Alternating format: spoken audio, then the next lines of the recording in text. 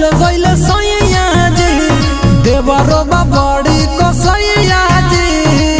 अरे सखी का कहियो अरे शादी के चल गइल सैया जी देवरो बड़ी कसैया जी। अरे कमाए के चक्कर में बनैलस उदुरी। अरे ये सखी सैया चलावे मयूरी आ देवरा हमार। सखी सैया चलावे मयूरी देवरा तो घर में दिखावे छुरी। सखी सैया चलावे मयूरी देवरा तो घर में दिखावे छुरी।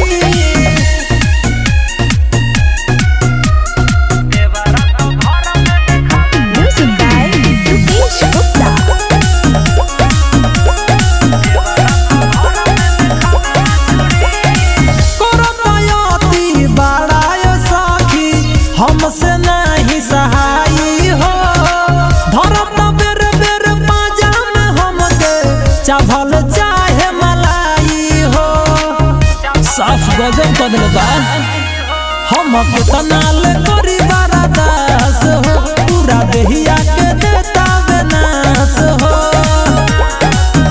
अरे ऐसन बुझाव करा कहियो नजरी। अरे ये सखी सैया चलावे मयूरी देवरा तो घर में दिखावे छुरी।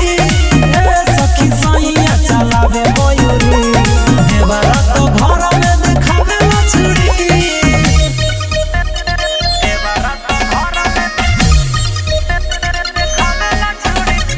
Perfect recording studio Motihari.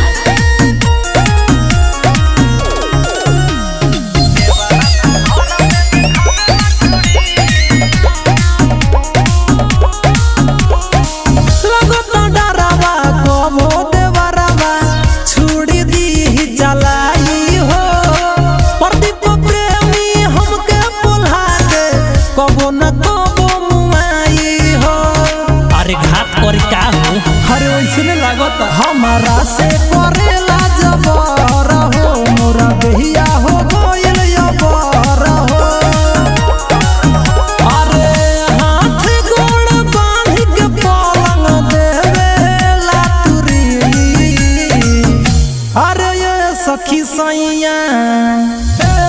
सैया चलावे मयूरी देवरा तो घर में दिखावे छुरी।